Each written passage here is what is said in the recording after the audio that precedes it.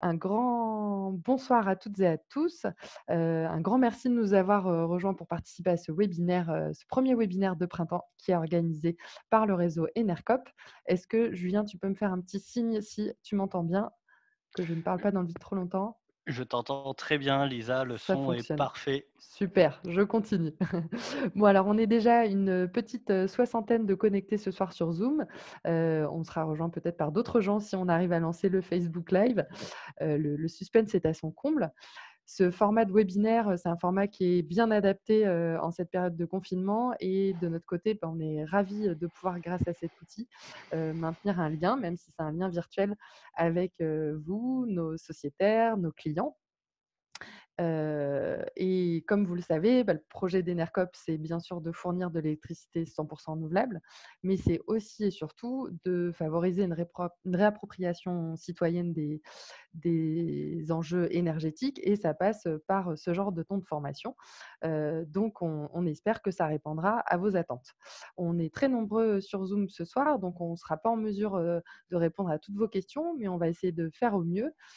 Pour info, ce webinaire est enregistré, sauf, nouveaux problèmes techniques, bien sûr et durera jusqu'à 1 heure. On se fixe donc pardon de terminer à 20 heures pour que vous puissiez aller dîner tranquillement.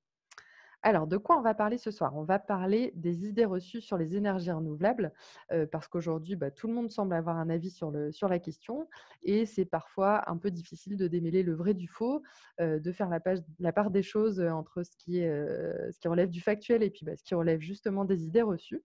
Donc on va, mettre les mains dans le cambouis, ce soir, démêler tout ça avec Julien Courtel, à qui je passerai, la parole après et que je laisserai se présenter et j'en ai oublié de me présenter moi-même. Moi, je m'appelle Lisa Desrues et je suis une des salariées de la coopérative Enercop Pays de la Loire, qui est donc, une des coopératives du réseau et je crois que ça y est, nous sommes, de nouveau connectés sur Facebook.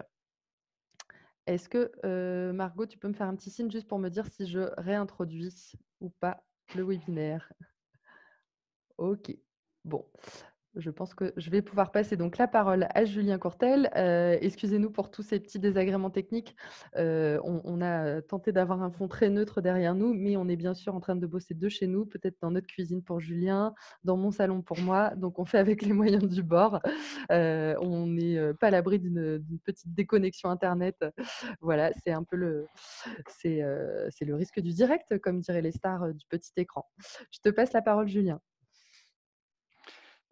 Super, ben merci beaucoup. Bonjour à tous. Vous êtes plusieurs centaines de milliers pour ce webinaire, c'est assez incroyable. Bienvenue chez moi. Pour répondre à l'interrogation de Lisa, je ne suis pas dans ma cuisine, je suis dans mon salon et j'ai moi aussi des murs blancs impeccables. Donc, je vais maintenant partager, avant de me présenter à vous, les quelques planches que j'ai préparées. Voilà. Et ensuite, on pourra commencer. Je reprends la parole juste une petite seconde pour, bien vous préciser qu'il faut que vous posiez vos questions en utilisant, la petite icône, Q&A ou, Q&A, voilà qui est, en bas et pas sur le chat.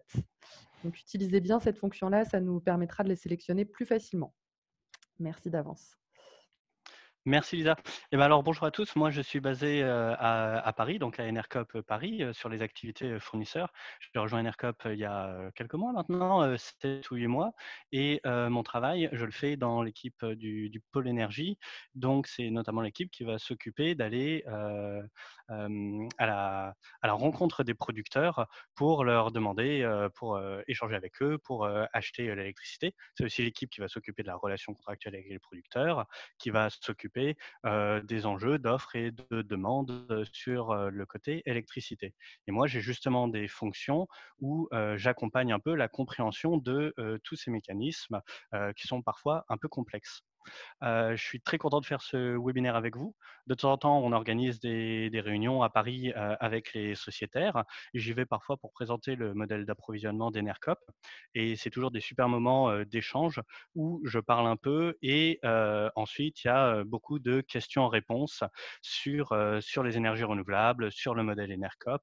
C'est toujours un beau moment, justement, on revient sur des choses qu'on a pu entendre sur les énergies renouvelables et on détricote un peu tout ça. Du coup, on va essayer de ne pas changer ce format ce soir. Je vais essayer de ne pas être descendant. J'ai préparé des planches, mais seulement pour l'introduction. Et ensuite, on va voir si avec le chat, eh ben, on peut avoir un échange basé sur des questions-réponses où vous posez des questions et je réagis. Voilà. Et du coup, pour commencer cette présentation, j'avais quand même envie de rappeler quelques fondamentaux sur le modèle Enercop, parce qu'en fait, ça peut permettre même de commencer sur le sujet eh ben, à revenir sur quelques idées reçues qu'on peut avoir sur Enercop. Du coup, nous, quelle est notre activité chez Enercop? Eh ben, on est un fournisseur d'électricité. Donc, sur le marché en France de l'électricité, on peut considérer qu'il y a deux flux, un flux physique et un flux économique.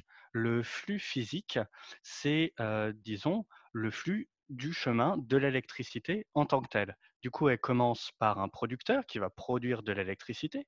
Ça peut être un panneau photovoltaïque, ça peut être une éolienne, ça peut être une centrale nucléaire ou une installation hydraulique. Cette électricité est envoyée dans le réseau de transport et le réseau de distribution. Ce sont donc les câbles qui sillonnent la France et qui permettent d'acheminer l'électricité.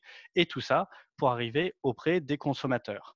Donc les consommateurs, c'est vous, c'est moi, ce sont les entreprises, euh, les collectivités qui achètent de l'électricité. Et le métier de fournisseur, donc notre métier chez Nercop, c'est le métier qui va s'occuper du flux économique, je dirais. C'est un métier en fait de facturation. Notre rôle en tant que fournisseur, eh bien, c'est schématiquement le rôle de tous les fournisseurs, c'est de facturer ceux qui consomment de l'électricité, les consommateurs, et ensuite de redistribuer les fruits de cette facture à qui de droit. Et donc, chez Enercop, c'est notre activité principale. Il se trouve aussi qu'on développe progressivement une activité où on est producteur. Par exemple, en Midi-Pyrénées, on commence à avoir nos propres parcs photovoltaïques de production. Et c'est une activité qu'on entend bien mener de plus en plus, être producteur. Du coup, là-dedans, nous, on arrive avec notre promesse que vous connaissez, qui est une électricité 100% renouvelable. Alors, comment c'est compatible avec ce que je viens de dire? Eh bien, c'est juste que sur notre modèle de rémunération des producteurs, en fait, on vous garantit qu'il y a une part importante, la plus importante possible de votre facture qui va aller financer directement un producteur d'électricité renouvelable. Et en fait, ça, c'est une première idée reçue qu'on entend parfois sur le modèle Enercop. C'est vrai qu'on ne peut pas garantir la traçabilité, disons, physique d'un électron du producteur vers le consommateur. En revanche, ce qu'on garantit, c'est la traçabilité économique qu'il y a derrière.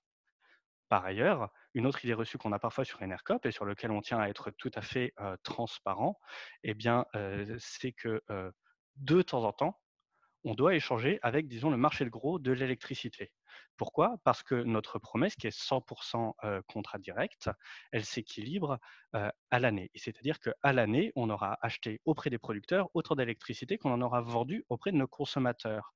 Mais parfois, nos producteurs vont produire plus à l'instant T que ce que vont consommer nos consommateurs. À ce moment-là, l'électricité qu'on a achetée aux producteurs, on va la réinjecter dans le réseau, on va la vendre sur le marché de gros.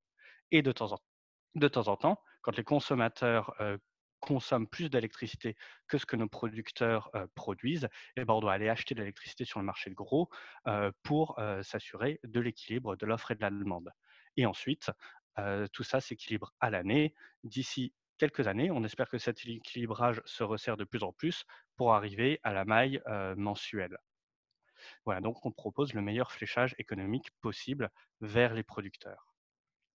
Alors, je voulais présenter ce slide aussi, là, juste pour donner quelques grands chiffres et aussi parce qu'on a reçu plein de bonnes nouvelles là, juste en ce moment même. Mais je voulais juste redonner un peu un état des lieux de, disons, la taille des Enercop sur le marché français.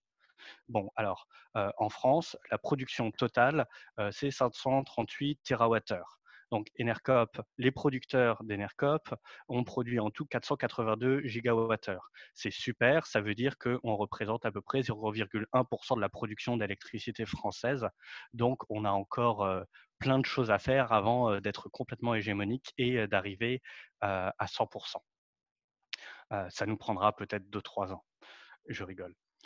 Du coup, dans le mix français, sur ces 538 TWh, eh ben, il est réparti sur le camembert qui est à gauche, que j'ai appelé mix français.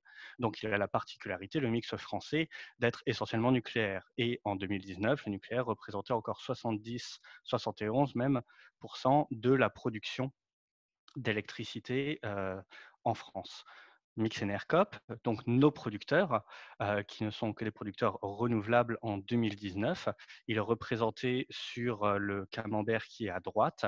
Il est encore en 2019 à 86% hydraulique. Il est à 12% éolien et il est à 2% photovoltaïque.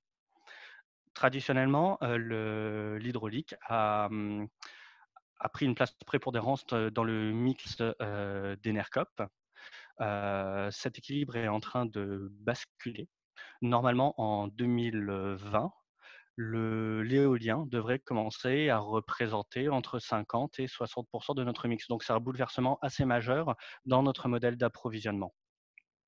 Et je résiste pas du coup à l'envie de vous donner, et vous l'avez du coup en premier, parce qu'on ne les a pas encore diffusés, les grands chiffres de l'année 2019. Eh bien, comme je le disais, nos producteurs ont produit 482 gigawattheures, nos consommateurs ont consommé 449 gigawattheures, ce qui veut dire que l'indicateur qui est notre taux de contrat direct cette année a été de 107%. C'est extrêmement important pour nous parce que c'est la principale promesse qu'on fait en termes d'approvisionnement, à savoir être à 100%, voire au-delà. Et ben, du coup, cette année 2019, on a réussi à le faire. On avait déjà réussi à le faire en 2018. En 2017, on était à 96%. Et du coup, on est toujours assez content de ces résultats.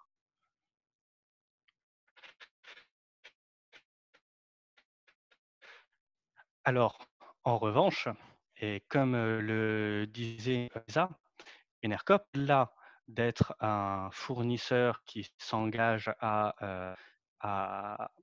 de ce contrat de facturation des producteurs, a quand même une vision de la transition énergétique.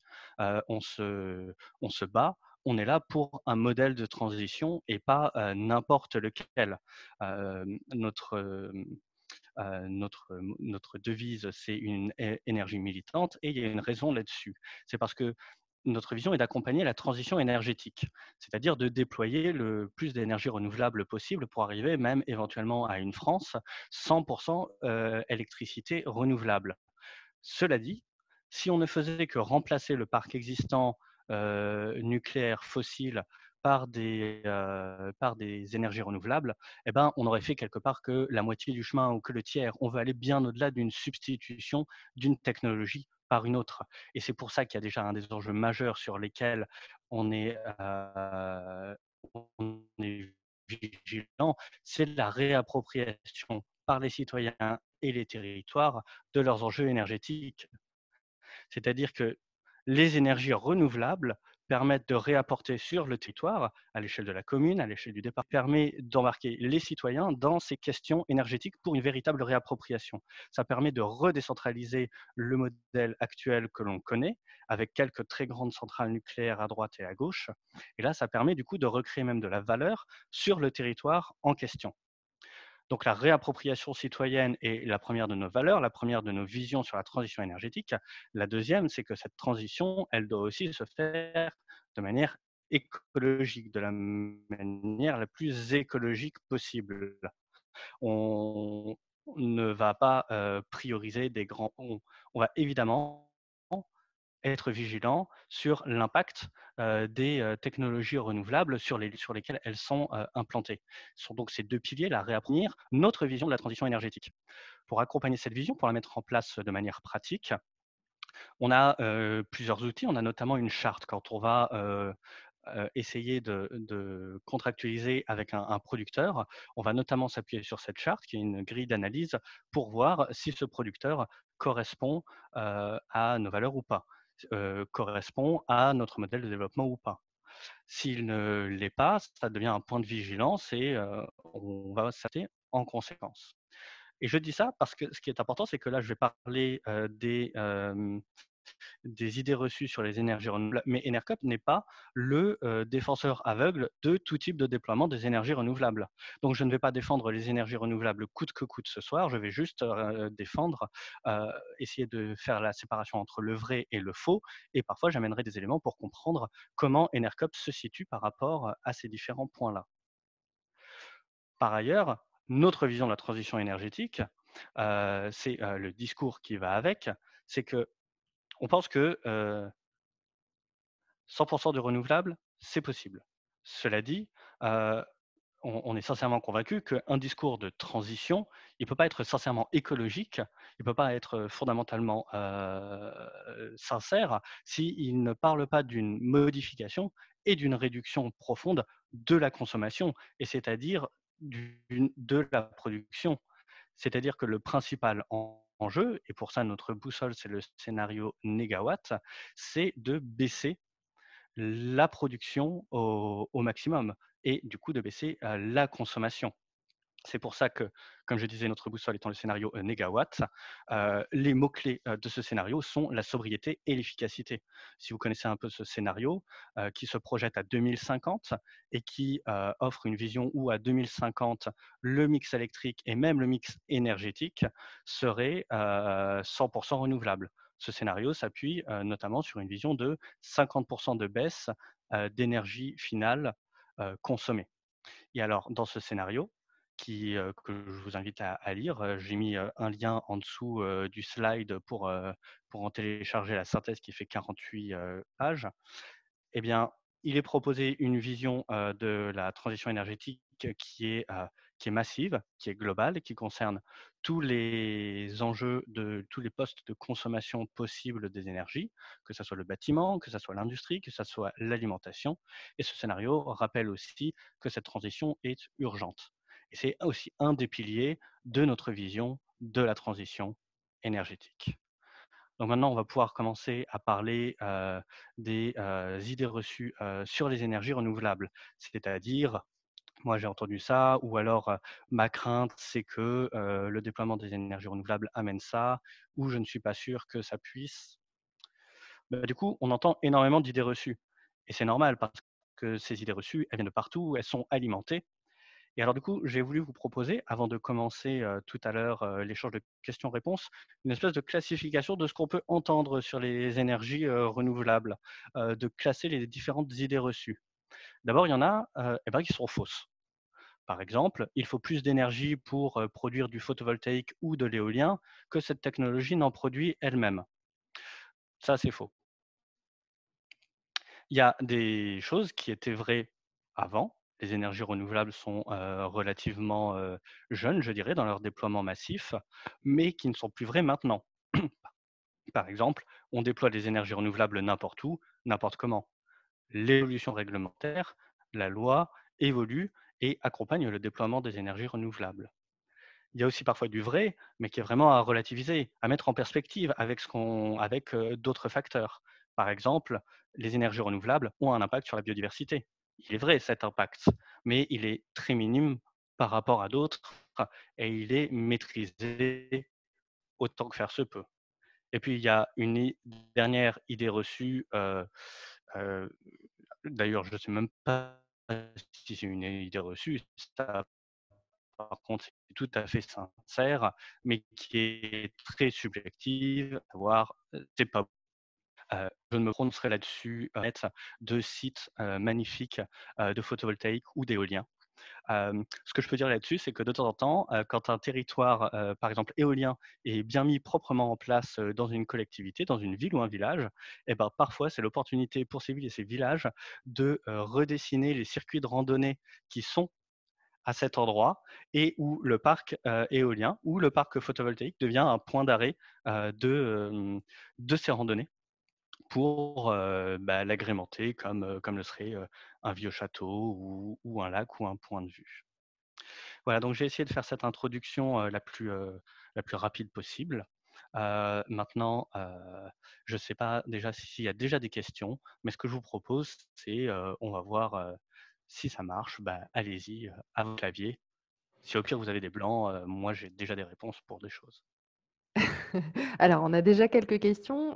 Vous pouvez donc poser vos questions directement sur Facebook pour ceux qui sont connectés par ce biais ou, je le répète, en utilisant le petit bouton, Q&A ou, Q&R qui est, sur Zoom. Alors, tu peux complètement commencer par cette question, Julien, puisqu'effectivement, elle est ressortie. Est-ce que tu peux nous expliquer, pourquoi, il est faux de dire qu'on consomme plus d'énergie à, construire des unités de production renouvelables que ce qu'elles ne peuvent produire elles-mêmes?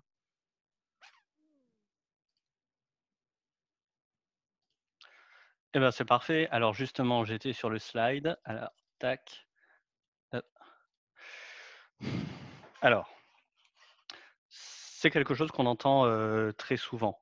Il faudrait de l'énergie pour, produire un panneau photovoltaïque, il faut de l'énergie, pour, produire une éolienne et il faut consommer tellement d'énergie pour les produire que même, dans toute la durée de vie de ce moyen de technologie, eh bien, toute l'électricité qui est produite ne permet pas de compenser l'électricité qui a servi à les produire. C'est quelque chose qui revient très régulièrement. Alors, c'est faux. Bon, honnêtement, si c'était vrai, je pense que les filières seraient éteintes depuis, très longtemps. Du coup, pour, analyser cette question, il y a un outil qui est, l'analyse du cycle de vie. Donc pour une analyse du cycle de vie, on regarde toute, l'énergie qui est nécessaire pour produire l'éolienne ou produire le photovoltaïque, l'énergie, nécessaire pour son exploitation et l'énergie nécessaire pour son démantèlement. Là, je vous ai mis, à l'écran et du coup, on va l'exprimer en termes d'années, le temps nécessaire pour que cette rentabilité, soit effective. C'est-à-dire que ce que vous avez dans le tableau en haut, on a donc PV, c'est photovoltaïque. Pour le photovoltaïque, heu, il suffit de 3 ans d'exploitation du photovoltaïque pour que l'électricité utilisée pour le produire soit rentabilisée. Pour l'éolien, du photovoltaïque, maintenant, c'est au minimum 30-35 ans et c'est pareil pour l'éolien. On est sur du 25, on est sur du 30 ans. Du coup, j'en profite puisque je suis, sur ce slide. Une autre donnée, de l'analyse du cycle de vie, c'est la production en CO2 équivalent, par kilowattheure, que l'unité produit. Donc c'est une donnée qui est un peu complexe peut-être. En gros, pour le PV, on est pour l'instant sur du 55 grammes de CO2 équivalent produit par kilowattheure. L'éolien 12,7.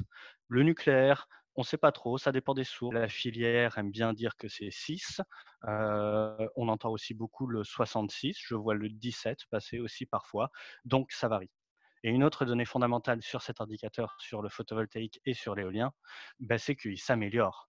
C'est que d'année en année, il descend et que les technologies s'améliorent sur ce point-là et que les filières sont assez vigilantes justement à améliorer ce résultat.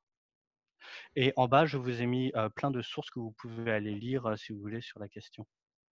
Oui, on ne manquera pas de partager la présentation aux personnes, qui Bien sûr. participent ce soir. Vous n'avez pas la possibilité là de cliquer, mais on n'oubliera pas ça. Alors, une autre question qui est revenue à plusieurs reprises, c'est comment, on choisit les producteurs avec lesquels on travaille? Est-ce que tu peux nous donner, dans les grandes lignes, les critères de notre charte? Mmh, bien sûr. Alors, donc chez Enercop, on a une dizaine de personnes à travers le réseau dont le métier est d'aller contractualiser avec les producteurs. Et ils ont pour eux cet outil qui est une, grille d'analyse. Dans le choix des producteurs, il y a quelques lignes, rouges, notamment selon, qu'il s'agit d'une très grosse entreprise ou d'un concurrent, ou pas. Et ensuite, la charte est répartie en 3 critères d'évaluation, disons: insuffisant, standard, bon. Donc, on va regarder plusieurs critères, par exemple l'impact sur les sols, euh, euh, l'implication des citoyens dans le projet et les classer dans ces 3 colonnes, ce qui va nous donner une note à la fin. Notre, dans notre charte, à moins que un producteur soit insuffisant partout, je tiens à préciser que parfois, quand un producteur coche sa case insuffisant, ça ne veut pas dire qu'on ne va pas signer avec lui, mais ça veut dire qu'on va être extrêmement vigilant sur ce producteur.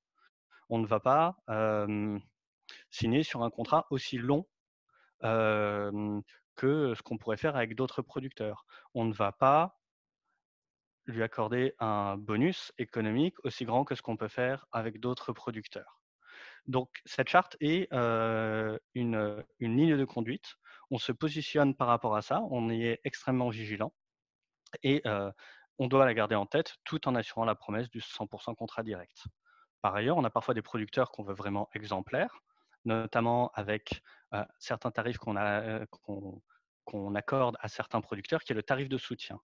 On a 2% de notre production qui vient de projets qu'on considère comme véritablement exemplaires, qui sont exemplaires dans leur réappropriation citoyenne, dans les mécanismes qu'ils mettent en place pour la préservation de l'environnement, et sont des projets qui, sans un tarif très élevé de notre part, ne verraient pas le jour. Et du coup, on va leur accorder ce tarif. Et eux, vis-à-vis de la charte, on est en revanche extrêmement exigeant.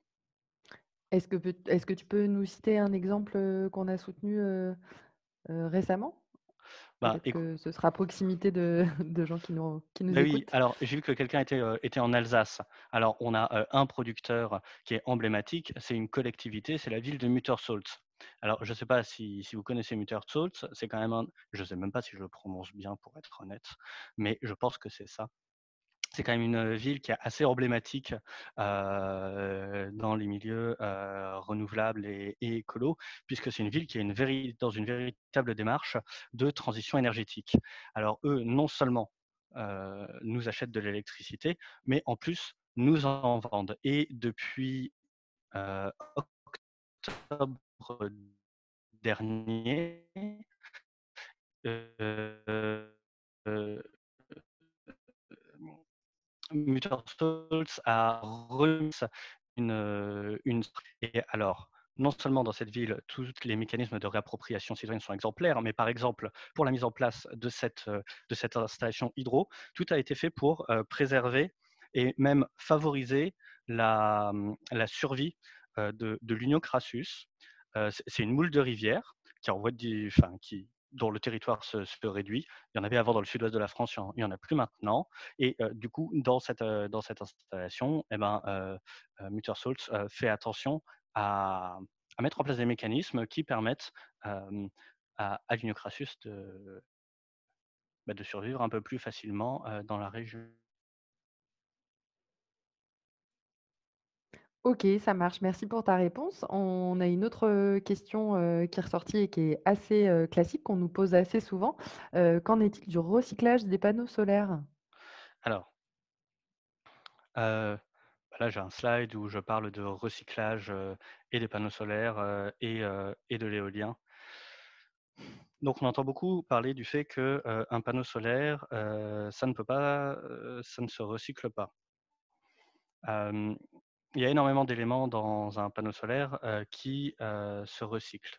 Et globalement, dans un panneau, je dirais que 95% de ce qui est recyclable, enfin 95% d'un panneau est recyclable. Par ailleurs, les enjeux du recyclage sur les panneaux solaires se feront vraiment sentir à partir de 2030. Parce que les panneaux ayant une certaine durée de vie, pour l'instant, on commence à recycler les premiers panneaux. Comme le solaire, le photovoltaïque a eu sa période d'expansion, il y aura une vraie première vague de recyclage en 2030. Et du coup, le dernier enjeu pour voir comment le recyclage se passe de manière vertueuse, eh bien, en France, en Europe, se structure la filière de la collecte des panneaux pour pouvoir les recycler ensuite. Il y a un organisme qui s'appelle PV-Cycle qui organise cette collecte des panneaux solaires pour ensuite les amener vers des centres de traitement où les éléments des panneaux sont séparés les uns des autres pour être recyclés dans les filières correspondantes.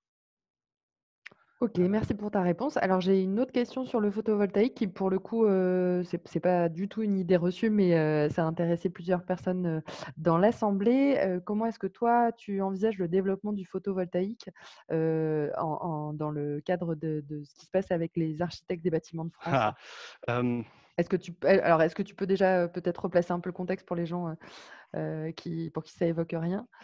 oui, bien sûr. Alors, donc le photovoltaïque, ce sont, des panneaux, solaires, qu'on peut mettre, soit sur, les toits, soit au sol. Un enjeu des énergies renouvelables, c'est leur intégration dans un espace, dans un paysage. Les architectes de France sont, des gens, qui sont garants de la préservation de ce paysage et du coup, le photovoltaïque est soumis à certaines règles d'implantation. Est-ce qu'il peut être, heu, proche, loin, d'un bâtiment, d'un beau site, d'un site, classé?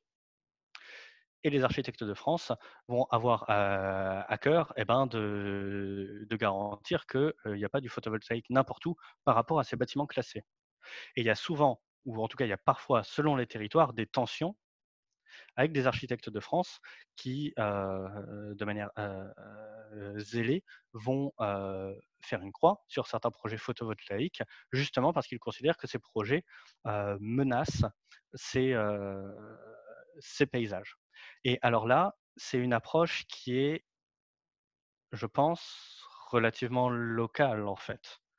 Disons qu'il y a certains architectes qui font, plus de zèle que d'autres. Et là, il appartient aux syndicats qui représentent les énergies renouvelables et aux architectes de France d'avancer ensemble pour trouver des terrains communs, pour trouver non seulement au moins des règles qui soient, claires et uniformes et qui ne soient pas trop drastiques pour le déploiement, du photovoltaïque. Et puis, la troisième piste à explorer et sur lequel peut-être il faut convaincre, les architectes de France, c'est, le fait que le photovoltaïque peut faire partie, du paysage et peut même valoriser, dans certains cas, un site.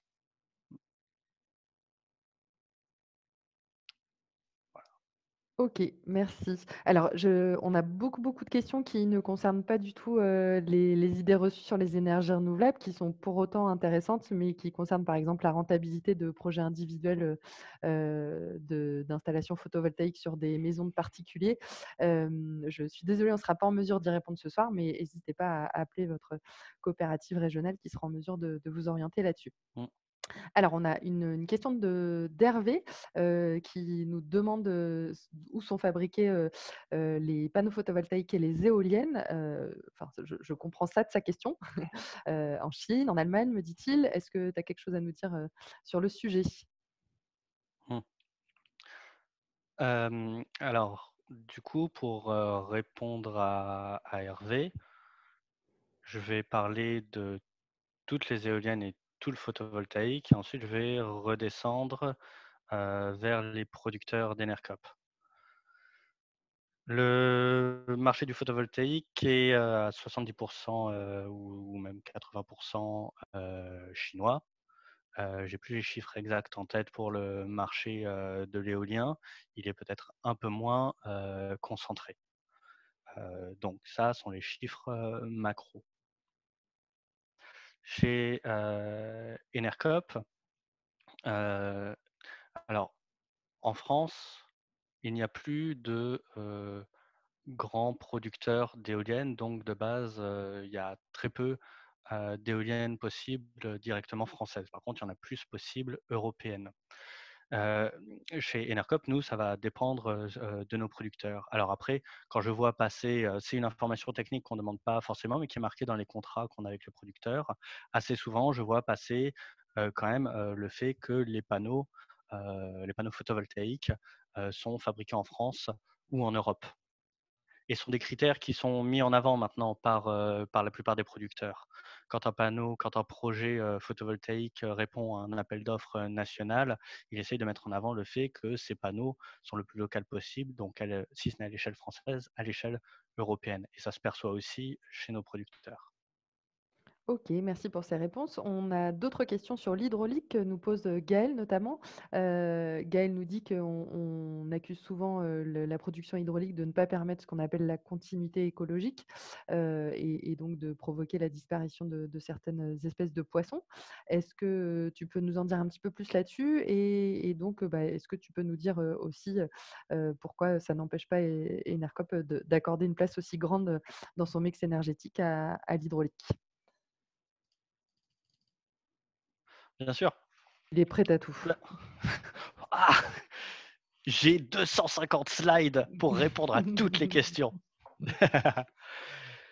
Ben oui, c'est vrai. Alors, l'hydroélectricité, c'est, contrairement au photovoltaïque et à l'éolien, une technologie ancienne. Donc, c'est une technologie qui permet de produire de l'électricité depuis longtemps et qui a été déployée à une époque où l'impact sur l'environnement était beaucoup moins pris en considération. L'hydroélectricité, il y a énormément de sites possibles. Il y en a qui sont très gros, ça peut être des barrages, donc des barrages hydroélectriques qui sont là pour produire de l'électricité. Eux, à leur construction, ont eu un impact extrêmement important. Par ailleurs, il y a la petite hydroélectricité, plus souvent au fil de l'eau, ça peut être des moulins réaménagés.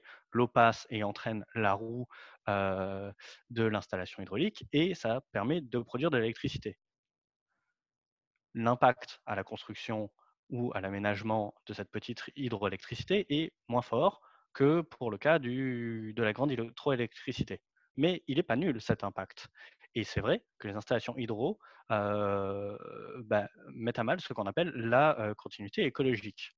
Alors maintenant que les enjeux écologiques sont quand même bien plus pris en compte, notamment, enfin même au niveau national, les cours d'eau sont classés en deux, liste 1, liste 2. Dans le premier, il n'est pas possible d'y installer une installation hydro. Dans le deuxième cas, Hem, il faut, après une étude d'impact, pouvoir le faire et les sites, hydro actuels sont, assez régulièrement encouragés, à améliorer leur site de production justement pour, pouvoir favoriser cette continuité écologique, pour pouvoir, améliorer, l'intégration de la centrale hydroélectrique, dans son environnement et minimiser son impact, sur la biodiversité. Du coup, il y a l'enjeu, c'est un enjeu pour Enercop, puisque comme on l'a vu, notre mix est particulièrement basé jusqu'en 2019 sur l'hydroélectricité. Pour rentrer dans l'histoire d'Enercop, c'est que historiquement, il y a quelques années, il était beaucoup plus facile d'aller acheter de l'hydroélectricité que de l'électricité photovoltaïque ou de l'électricité éolienne. Et du coup, l'histoire de notre approvisionnement est basée sur ce pilier qui est l'hydro. On contractualise avec euh, nos producteurs hydroélectriques sont essentiellement de la petite hydro. Et là aussi, on va essayer d'appliquer cette charte, donc spécifiquement réservée à l'hydroélectricité. Euh, pour nous, l'enjeu, justement, de diversifier le mix, c'est justement d'être moins dépendant de l'hydroélectricité. C'est pour ça qu'on va aller vers plus d'éolien, vers plus de photovoltaïque, non seulement pour avoir un mix qui est un peu plus un mix représentatif d'une France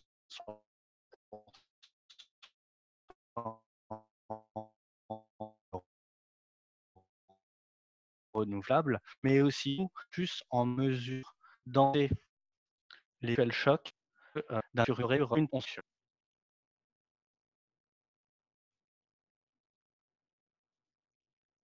J'ai dit. Désolée, j'ai une connexion très mauvaise. J'espère que je te coupe pas la parole, Julien. Je crois que tu as terminé de parler. Je vous remercie de pas recopier. Exactement. Bon, bah, super.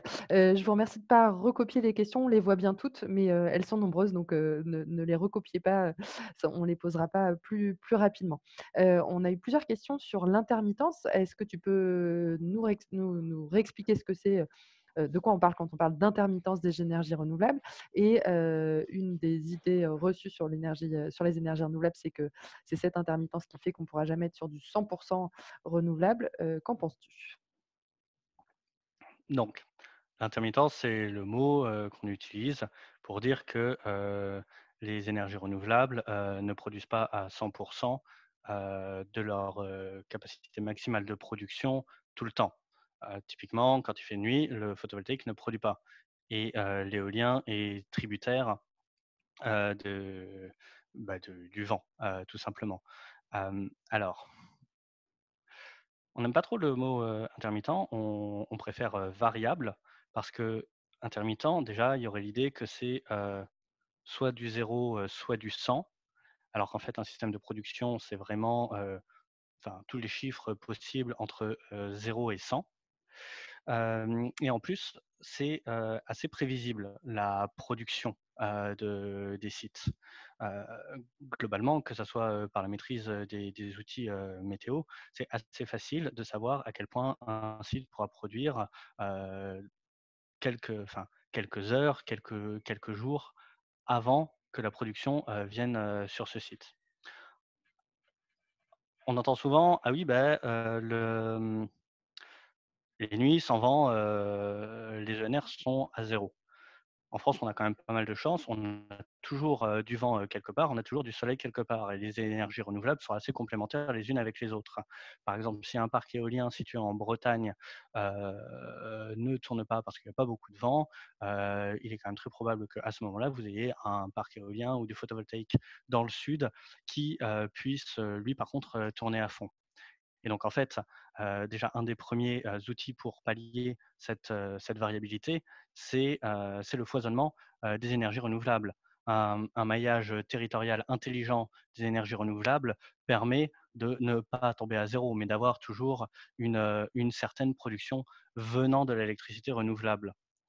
Hem, Par ailleurs, n'oublions pas qu'il y a également l'hydro qui représente quand même 20 ou 25 de notre mix qui, qui est là et qui, elle, est beaucoup plus pilotable. Donc après, comment est-ce qu'on fait la boucle avec le 100 renouvelable? Puisque c'était la question.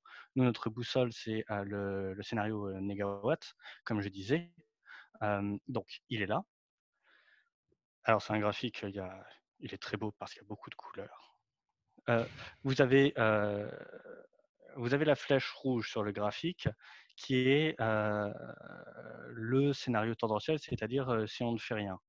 Vous avez la flèche bleue heu, qui est en bas, qui serait le scénario négawatt, et vous avez l'utilisation des énergies, des énergies primaires, voilà, en fonction de ce scénario négawatt. C'est pour ça déjà que je disais tout à l'heure, on ne peut pas faire quoi que ce soit si on n'est pas sur un schéma de sobriété et d'efficacité.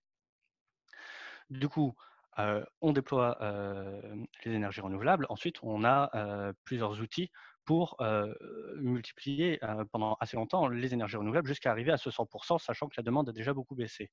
Donc la première, au-delà de la sobriété et de l'efficacité, c'est, dans le scénario négawatt, utiliser le power to gas, c'est-à-dire une solution de stockage basée sur la transformation en gaz de l'électricité et la transformation en électricité du gaz, qui permet d'une certaine manière de stocker l'électricité. Ensuite, un autre outil, c'est développer les technologies de flexibilité, c'est-à-dire pouvoir ajuster plus facilement l'offre, la demande et l'heure à laquelle ont lieu les gros pics de consommation, pour pouvoir justement mieux équilibrer cette offre et cette demande. Ça va aussi de pair avec le développement du stockage et, comme je l'écrivais en bas, un mix diversifié et foisonnant. Merci Julien. Il nous reste une grosse dizaine de minutes, donc si tu le peux, on va essayer de faire des réponses un tout petit peu plus courtes, même si tout ce que tu nous racontes nous passionne, bien sûr. Est-ce que tu pourrais répondre à Ekaterina qui, se demande si la tendance à la décentralisation de la production, et donc le transport, qui est engendré, va renchérir, le coût de l'électricité et comment Enercop, compte répondre aux enjeux de l'accès à l'électricité dans le cadre de ce modèle, décentralisé? Oui, alors je vais essayer de faire court. En fait, pour nous, la décentralisation des moyens de production permet en fait plutôt de, faire, gagner de la valeur aux territoires sur lesquels, ces sites sont réimplantés. Il y a des bénéfices assez concrets, assez économiques sur, sur les lieux d'implantation, des parcs éoliens, des parcs, photovoltaïques. Par ailleurs, pour ce qui est de la gestion du réseau, les scénarios sont assez progressifs jusqu'en, 2050. On est, jeudi soir, c'est pas demain vendredi, que, tout ça, se passera. Du coup, il y a aussi le temps de voir venir et de pouvoir adapter, les réseaux à tout ça. Et du coup, dans les scénarios, qu'on propose 100 renouvelables en 2050, les coûts sont étudiés. Et globalement, les coûts, le déploiement, des énergies renouvelables, de manière massive, entraînerait pas, des coûts, absolument monstrueux qui, feraient, augmenter encore, beaucoup plus, nos factures. Et il y avait la question de, comment, Enercop, se placerait sur la décentralisation de l'électricité et comment alors nous, on l'accompagne déjà cette décentralisation de l'électricité puisqu'on essaye d'être derrière le plus de projets citoyens possibles, qui sont des projets locaux. Hem, Peut-être Lisa, si tu peux me répéter la deuxième partie de la question pour que j'ai une réponse Je plus crois que claire? la question d'Ekaterina, c'était: est-ce que cette décentralisation, de la production, elle est susceptible de surenchérir le coût de l'électricité? Et du coup, comment nous, on se positionne par rapport à ça, puisque, ça a un impact, direct, sur le coût de l'électricité, plutôt à la hausse, quoi. Mais tu y as répondu, je pense. Oui, après, nous, comment on se place sur le coût de l'électricité? On est tiraillé.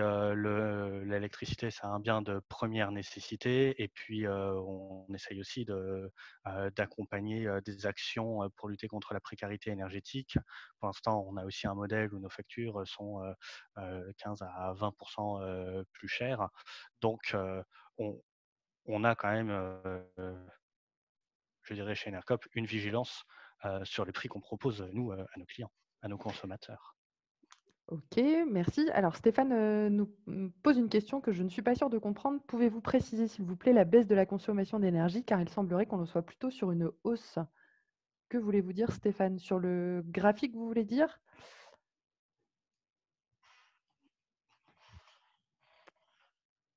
Bon, je suis pas en mesure, de préciser la question, j'en suis désolée.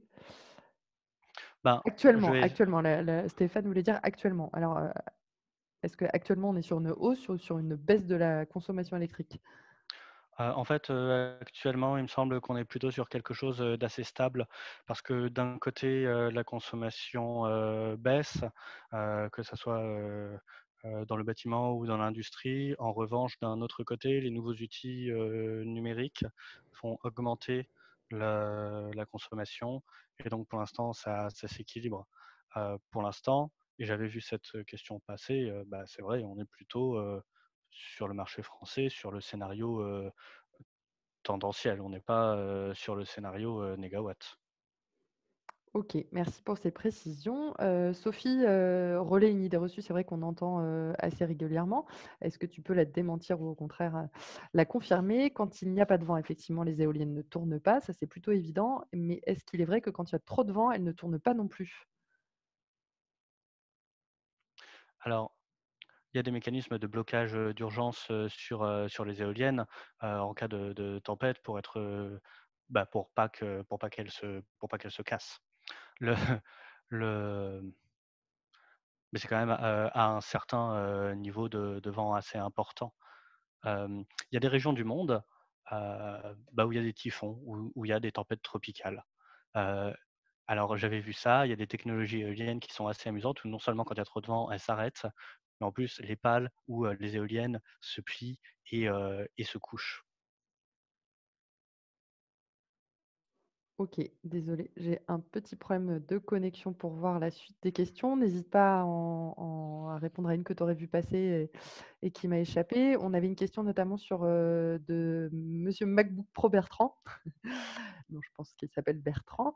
Est-ce que tu as une opinion sur le rapport de la Cour des comptes qui dénonçait la stratégie de bas carbone, qui a été mise au point en 2015 par Ségolène Royal? Pour rappel, ce rapport, nous dit Bertrand, met en évidence l'incongruence entre les volontés opposées de sortir du nucléaire et celle de baisser les émissions de CO2. Donc là, on rentre sur le débat nucléaire contre énergie renouvelable et notamment l'analyse sur l'approche juste carbone. Alors, comme je montrais sur le slide, j'essaye d'y retourner sur l'analyse du cycle de vie. Et ben, globalement, en termes d'émissions carbone, alors je n'y arrive plus, mais sur l'émission carbone, entre les énergies renouvelables et le nucléaire, tout ça, les émissions associées à chacun des moyens de production, ça tient dans un mouchoir de poche. Pour nous, chez Enercop, on pense quand même qu'on doit faire une transition 100% renouvelable et que cette transition 100% renouvelable exclut le nucléaire parce que cette transition doit être massive, globale et concerner tous les aspects et ne peut passer que par une réappropriation citoyenne des enjeux énergétiques, ce que ne permet pas le nucléaire. Au-delà, d'ailleurs, de l'impact sur l'environnement via le carbone, on a aussi le souci de de la sûreté nucléaire et de l'approvisionnement en uranium du nucléaire. Et donc, ce rapport de la Cour des comptes, euh, on l'a en tête. Bah, très bien, on est content qu'il existe. Il explique notamment qu'il y a eu beaucoup d'argent dépensé sur les énergies renouvelables. C'est très bien, c'est comme un investissement, puisque maintenant les énergies renouvelables ont un coût qui baisse, ont une technologie qui s'améliore, et donc cet argent a été dépensé dans cette logique d'investissement. Et, bah, ça, c'est ce qui permet justement ce déploiement un peu plus massif des énergies renouvelables à venir. Merci pour ta réponse, Julien. On a une question, aussi assez, récurrente. Est-ce qu'on connaît le coût social et environnemental, de production des énergies renouvelables, notamment, en raison des métaux rares qu'elles peuvent contenir? Euh, alors, j'ai pas de chiffres pour dire ce qu'est le coût environnemental. Cela dit, sur la question plus spécifique des terres rares et des métaux rares, euh, c'est quelque chose qu'on entend beaucoup aussi. Euh, Mais il n'y en a pas dans les énergies renouvelables. Il y en a très peu. Sur le marché du photovoltaïque, il y a la technologie principalement utilisée, qui est la technologie cristalline, qui représente 90% du marché, n'utilise pas ces métaux rares. Sur l'éolien, on en voit un peu de ces métaux rares sur les éoliennes en mer, notamment pour constituer leur moteur. Il ne faut pas confondre matières rares et matières critiques. Les matières critiques étant des matières difficiles d'accès. Par exemple, les métaux rares sont des matières critiques, notamment parce qu'elles sont basées en Chine, qui a du coup un quasi-monopole là-dessus. Mais du coup, pour revenir sur les énergies renouvelables, eh ben, encore une fois, c'est vers l'analyse du cycle de vie que je renvoie pour euh, avoir un indice sur la pollution totale venant de la production d'un moyen de production renouvelable que serait le photovoltaïque ou l'éolien. Voilà. Un panneau, c'est 70% de silicium. Après, c'est du verre. Après, ce sont des métaux qui ne sont pas forcément rares. Et du coup, encore une fois, en fait, il n'y en a pas. Les 10% qui restent où il y a des métaux rares, ce sont les panneaux à couche mince qui ont des utilisations un peu plus spécifiques, qui sont par exemple privilégiés pour l'installation dans les déserts, ce qu'on a assez peu en France. Je me permets d'ajouter une précision qu'apporte Bruno, qui nous rappelle que les métaux rares, ils sont surtout dans nos téléphones portables et on a effectivement tendance à moins en parler. On a une question de Romain sur le stockage de l'énergie. Tu en as un petit peu parlé, enfin des énergies renouvelables, tu en as un petit peu parlé, mais peut-être que tu peux repréciser. Romain nous demande si on peut stocker, le surplus d'énergie qui est collecté, enfin qui est donc produit, le jour, est-ce qu'on peut le stocker et le redistribuer la nuit? Mmh. Alors, le stockage, les batteries, c'est un grand sujet du moment. Globalement, bah, l'électricité de base, a priori, ne se stocke pas. C'est un flux et à partir du moment où il est produit, il doit être, consommé. Cela dit, le marché, des batteries est en train de se développer. Alors, donc une batterie, bah, c'est un endroit où l'électricité, est stockée. Donc dans un mécanisme de batterie, eh ben, c'est notamment ce qu'il y a dans les voitures électriques, maintenant. L'électricité peut être stockée le jour et puis, rendue la nuit. Alors chez Enercop, notre positionnement sur les batteries, c'est que, pour l'instant, la production de ces batteries, justement là, elles entraînent l'utilisation, de matériaux auxquels il faut faire attention, de matériaux, produire une batterie, c'est encore, relativement, polluant. En fait, pour moi, le débat sur les batteries, me ramène quelque chose comme ce qu'on pouvait dire sur les énergies renouvelables 10 ou 15 ans plus tôt. Et donc c'est pour ça que, je le marché des batteries est en train de se construire. Mais effectivement, il y a déjà des schémas que je trouve assez enthousiasmants sur, le fait d'utiliser les batteries pour stocker de l'électricité et pour créer, des nouvelles manières de consommer l'électricité ou de l'échanger d'une personne à l'autre. Par exemple, il y a des expérimentations dans les gares dans le sud de la France, à Aix-en-Provence, je crois, et à Avignon.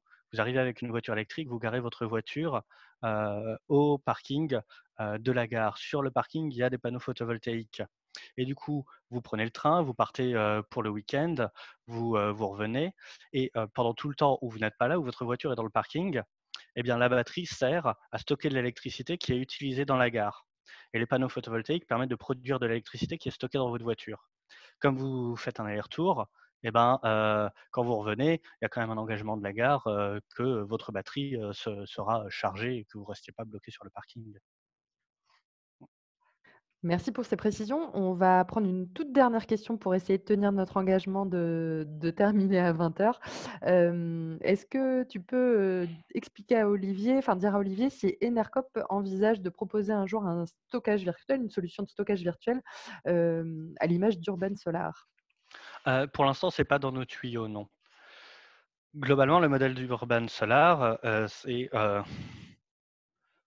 vous produisez, de l'électricité. Vous avez des panneaux solaires, par exemple, sur votre toit, si je ne me trompe pas. Vous produisez de l'électricité, vous, la consommez en autoconsommation chez vous. Si vous produisez un surplus que vous ne consommez pas, vous l'injectez dans le réseau et ensuite, hem, et ben, vous pouvez reprendre cette électricité, plus tard pour la consommer au moment où vous avez besoin de la consommer. En fait, c'est un mécanisme où vous avez un panneau solaire, vous autoconsommez autant que possible, vous injectez gratuitement, sur le réseau le reste et ensuite, quand vous avez besoin de consommer, heu, disons que le réseau vous renvoie de l'électricité avec une facture, à 0 € pour cette quantité d'électricité. Heu, Nous, on ne le proposera pas. Il y a plein de choses, d'offres, superbes qui se passent, chez les fournisseurs, chez différents fournisseurs. Heu, Nous, on va proposer, peut-être, le fait de pouvoir avoir un contrat qui est relié un peu plus directement à une centrale, plus locale. Par exemple, c'est le contrat avec l'offre soleil de Camaret, c'est un parc photovoltaïque en Midi-Pyrénées. Vous pouvez souscrire à cette offre pour être sûr qu'il y a une sorte de fléchage économique, comme je le disais, vers ce parc. Heu et on va, nous, nos pistes, d'amélioration, ça va être d'accélérer la sortie de terre de projets, renouvelables pour accélérer la transition énergétique. Merci beaucoup Julien d'avoir répondu à toutes ces questions. On est bien sûr, sincèrement désolé de ne pas avoir pu toutes les traiter. On était, jusqu'à 70 personnes, à en poser en même temps, donc ça aurait été, pour le coup, difficile techniquement, mais on vous invite à nous les envoyer par mail et puis on prendra le temps de vous y répondre, de vous répondre, tranquillement. On va organiser dans le courant de la semaine prochaine ou de la suivante un webinaire qui prendra la même forme sur les éco-gestes. L'idée, c'est de profiter de cette, profiter, c'est pas tout à fait le bon mot, mais de tirer profit de cette période de confinement pour, peut-être, en apprendre un peu plus sur comment on peut économiser, l'électricité, réduire notre consommation puisque c'est un des piliers du scénario négawatt dont a parlé Julien à plusieurs reprises. On enverra la présentation de Julien, à l'ensemble des personnes qui s'étaient inscrites et également sur demande si certains d'entre vous ne s'étaient pas inscrits au webinaire. Vous y retrouverez, les sources qu'il a citées, et puis, encore une fois, on se tient à votre disposition si, vous avez besoin d'autres précisions. Merci beaucoup d'avoir participé et restez à l'écoute, des prochains webinaires. Bonne soirée à Merci. tous.